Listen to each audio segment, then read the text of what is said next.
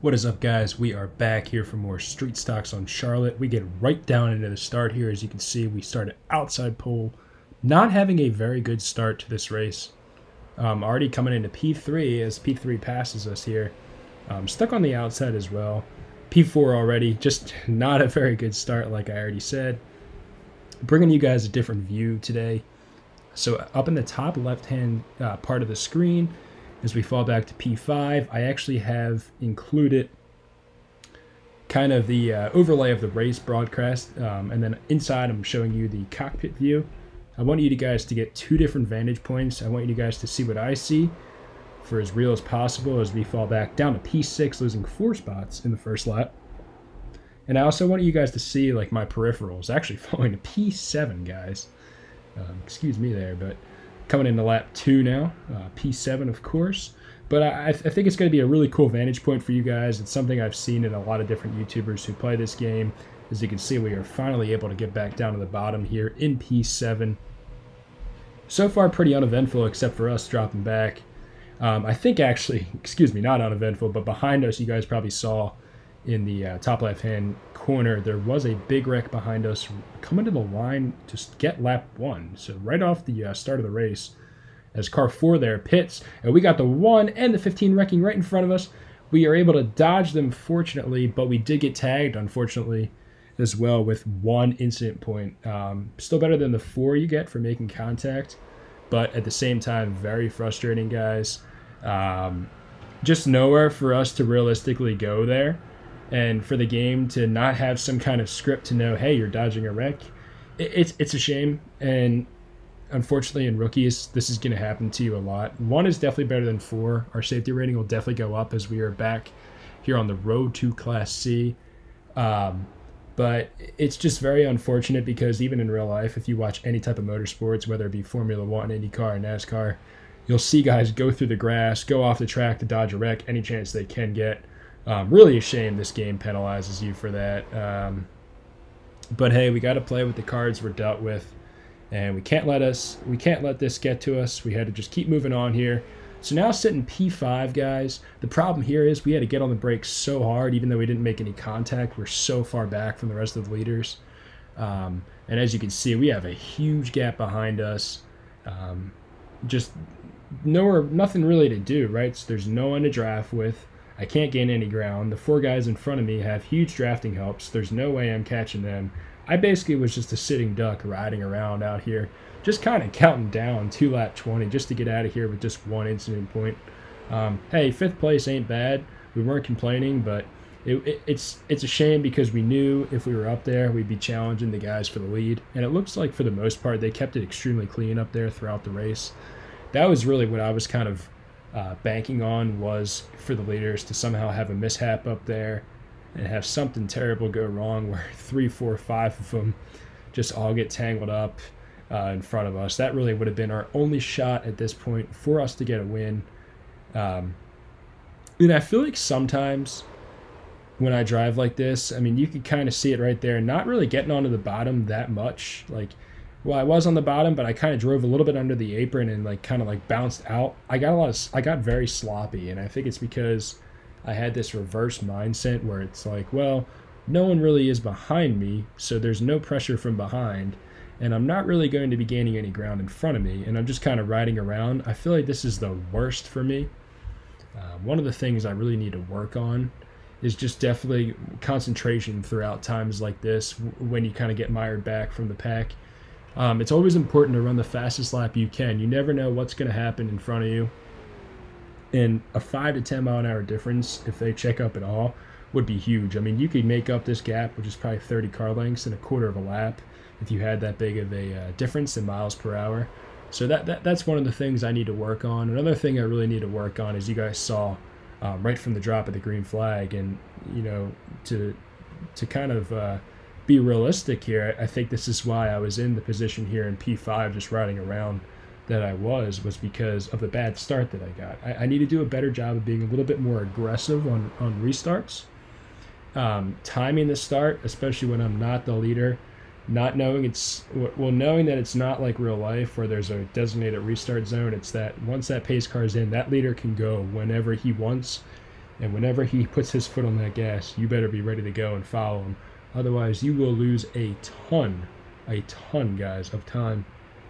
I mean, as you saw, I dropped 5 spots there within the matter of the first lap. That's pretty unacceptable.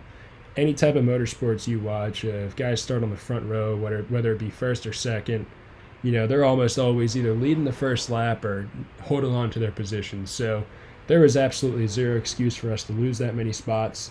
That's why, unfortunately, we were in the position that we're in right now. And I think with time, I've only had about 30 starts on this game. With time, that's going to be a lot more, become second nature, I think, realistically. As you can see us still kind of just bumping up a little bit, half a groove from that bottom lane there. Just not much concentration on my part. And it's very difficult because when you put yourself in a situation like this, you're just like, well, the guys behind us aren't going to catch us, and there's no way we're catching the guys in front of us. But hey, you know, like we said in a couple videos ago, everybody has to start somewhere. That's the nature of rookies. You'll get through it, and eventually we're going to laugh one day looking back on this, because hopefully in the higher series there's a lot purer racing. As you can see, I even get on the apron there. Very fortunate not to spin the car. You can get really loose when you do that. You got to be extremely careful. Another lapse in my concentration. But hey, all in all, we're sitting in 5th. That's a top 5. It's really good for the stats. Really good for iRating, especially if you're finishing in front of more guys. I mean, you're pretty much guaranteed to increase your iRating. And that helps because, I mean, that's how you get matched with other players. They take that into account as iRacing's matchmaking ability.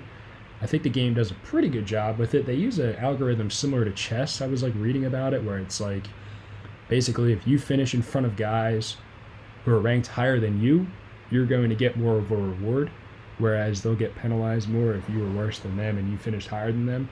So I think it's really cool, and it's another thing where it's like if you get taken out early and cautions aren't on, like in the rookies here, always good to never give up, because you know more guys are bound to wreck. And if you get back out there and you start digging, I mean, you're going to gain spots regardless of, you know, because the other guys obviously are just going to wreck each other half the time. It's been kind of the common theme here. I mean, we've already seen we saw 2 here in the first 3 laps take place. And because of that, you're not going to take as big of a hit on your iRating. So there, you know, there's never a time in iRacing to give up on a race. It's one thing I really like about it, and that's something even in real life too. Like if you were to watch like a race, you know, if a guy leaves a race, or if a guy, well, I think they've changed now the policy with this, but back in the old days, like, you know, probably even in the 2000s, like let's say you would leave the track during a NASCAR event, you could always come back after you fix the car to get as many laps back as possible, because every point counts towards the end of the season. Based off the way standings work and everything like that, sponsorship as well. You never want to give up on your sponsors. So I think with that aspect, this game simulates real life a lot, and that's just one of the more things I want to talk about. Just the amazingness of this game. It's such a good sim, and it's unlike anything I've ever played in my life. Can't appreciate this thing enough. I mean, I'm only 30 starts in, guys, and I mean, I can already say this is definitely the coolest video game I've ever touched. May not be my favorite of all time yet, only 30 starts in, but it's definitely the most unique and the coolest experience I've ever been involved in my life on a video game. It's such a step up. It just makes Forza look like a playground, and Gran Turismo and games like that. Nothing even compares.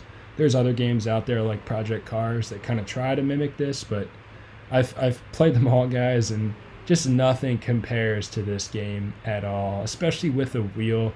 If you play this game the right way, and if you have a good mindset and you race clean, you can have a lot of fun on this game the higher up you get. I'm sure the racing is very pure. You can find yourself in leagues. It just kind of seems like the replayability of this game is so good, and the ranking system is very realistic. It makes you work hard. You know, you actually have to work for what you want to get. Nothing is handed to you in this game. I touched on that a couple videos ago.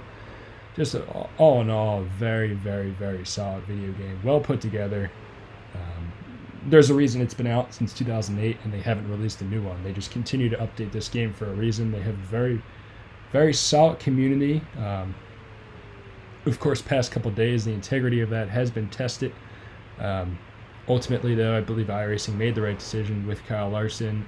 It's a shame because I think a lot of us as humans, and I am no way saying what he did was acceptable, but he's paying the consequences. Enough has been said, and let's stop getting on Kyle Larson, because at the end of the day, we are all human beings and we're not perfect. There's no doubt that he's going to pay. I mean, the guy has lost sponsorship. He's been suspended from this game. He's been fired from Chip Ganassi Racing. This is all in a contract year. I mean, this guy's career, guys, in NASCAR could be in jeopardy. It would be really tough for a team to go out and want to sign this guy this offseason, especially finding sponsorship for somebody like that. But the one thing I would like to say is I would like people to get off the Twitter, get him out of the trendings. Listen, guys, he has paid the dues for what he has gotten himself into far beyond what even I thought. And I think it's fair. And I think enough is enough. Let the guy be. He's going to really have to prove himself, I think, to the entire world before we really can trust this guy again being a part of anything racing. And I really take it to iRacing's integrity to ban him. I believe that was a huge thing. I know iRacing is big on behavior and such online. Got to really tip the cap to that.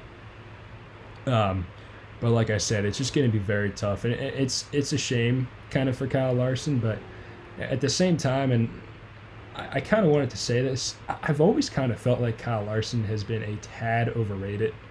Honestly, I mean, if you look at the guy's career, he's probably been in the Cup Series for like 3 more seasons longer than Chase Elliott. Pretty sure they have the same amount of wins, or maybe Chase Elliott has even one more than him. For a guy who has been talked about so much, and there's so much hype around the guy, and he was just, going out there trying to sign a huge contract this offseason, maybe to leave Chip Ganassi, rumors of him replacing Jimmy Johnson at Hendrick Motorsports. Just not the brightest thing in the world to do. You're not making any friends. You're not helping yourself by doing that, and I think it really spoke to his integrity, the fact that he says that to his friends, even if he knew his mic wasn't on. Definitely probably wasn't the first time that guy. So we got wreckers here as the race is over. A little bit of bumping at the end here, not sure what happened, guys, but yeah, let me just go off the Larson tangent. All in all, I think everyone handled it well. Hope the best for Kyle Larson. Hope he turns it around. He has a lot of work to do to gain respect, but I believe everyone handled the situation correctly. We wind up P5 here at Charlotte, guys. Stay tuned for more roads to Class C. We'll be back soon. So long, guys.